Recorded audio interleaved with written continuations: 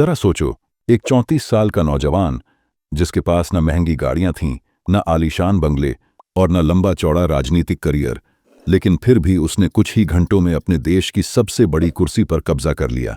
कोई चुनाव नहीं, कोई खून खराबा नहीं, बस गोलियों की आवाज, टैंकों की गड़गड़ाहट और तख्ता पलट।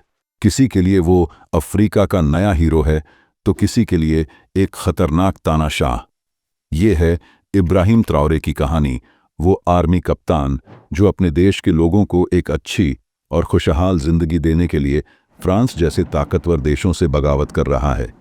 तो कहानी की शुरुआत होती है 1988 से, जब बुर्किना फासो का एक छोटा सा गांव, मिट्टी के घर, टूटी सड़कें और गरीबी से जूझते लोग, इन्हीं हालात में जन्म हुआ इब्राहिम ट्राओरे का। बचपन से ही पढ़ाई में तेज और अपने देश के लिए कुछ करने का जुनून रखता था, और दोस्तों के साथ खेलते समय भी ये हमेशा एक लीडर जैसा बिहेव करता था। आगे चलकर यूनिवर्सिटी में पढ़ाई के दौरान इन्होंने ठान लिया कि देश को सिर्फ क्लासरूम में बैठकर नहीं बदला जा सकता, इसके लिए ज़मीन पर उतरना पड़ेगा। और यहीं से इनकी आर्मी ज्वाइन करने की कहानी शुरू हुई। आर्मी में आने के बाद इन्होंने अफ्रीका के साहेल रीजन में आतंकवाद के खिलाफ लड़ाई लड़ी। कई बार मौत से आमना सामना हुआ, लेकिन हर बार ये और मजबूत बनकर लौटे। धीरे धीरे इनकी पहचान एक ऐसे ऑफिसर की बनने लगी जो मुश्किल हालात में भी ठंडे दिमाग से फैसले लेता है। यही ठंडा दिमाग और जुझारूपन 2022 में उनकी सबसे बड़ी पहचान बना, जब बुर्किना फासो में हालात बद से बदतर हो चुके थे। आतंकवादी हमले बढ़ गए, गांव-गांव में हमले होने लगे और सरकार लोगों का भरोसा खो चुकी थी। जनता गुस्से में थी, आर्मी के जवान हताश थे, और तभी कैप्टन ट्राओरे ने वो कदम उठाया जिसने इतिहास बदल दिया।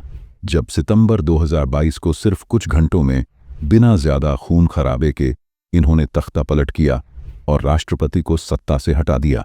इस समय इनकी उम्र सिर्फ 34 साल थी, जिससे दुनिया हैरान रह गई, और ये दुनिया के सबसे कम उम्र के राष्ट्राध्यक्ष बन गए। सत्ता संभालते ही इन्होंने एक साफ मैसेज दिया, हमारे सोने के भंडार, हमारे संसाधन अब पहले हमारे लोगों के लिए होंगे, न कि किसी ताकतवर देश के लिए।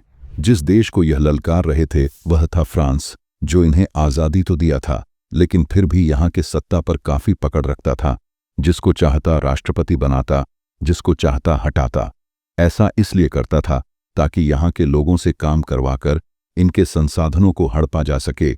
बचपन से इन्हीं सब चीजों को देखते हुए इब्राहिम बड़े हुए थे, इसलिए अब जब सत्ता इनके हाथ में आई तो इन्होंने सबसे पहले फ्रांस से दूरी बनाया, रूस और अफ्रीकी पड़ोसियों से नजदीकी बढ़ाई, और अपने देश में गांव-गांव हथियार बांटकर 1 लाख से ज्यादा नागरिकों को सुरक्षा के लिए तैयार किया।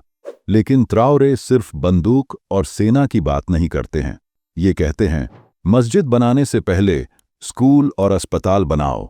यही सोच इन्हें अफ्रीका के युवाओं का हीरो बना रही है। इनकी लाल बेरेट टोपी और मिलिट्री जैकेट एक आइकॉन बन चुकी है। सोशल मीडिया पर इनकी तस्वीरें तूफान की तरह फैल रही हैं।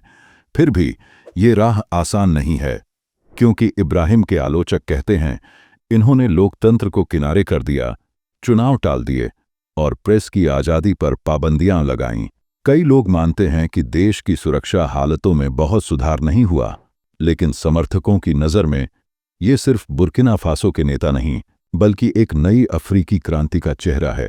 एक ऐसा लीडर जो पश्चिमी दबाव में झुकने से इनकार करता है और अपने देश की किस्मत खुद लिखना चाहता है, जिसको देखते हुए अफ्रीका के और भी देश जो बाहरी ताकतों के सामने बोल नहीं पाते थे, वह भी खड़े होने की कोशिश कर रहे हैं और अपना हक मांग रहे हैं कि अब बहुत हुआ, अब हम इससे ज्यादा जुल्म नहीं सहेंगे, हम अपना हक लेकर रहेंगे।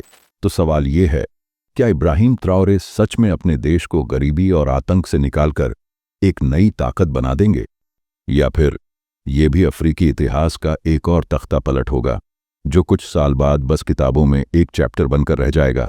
फैसला अब वक्त करेगा।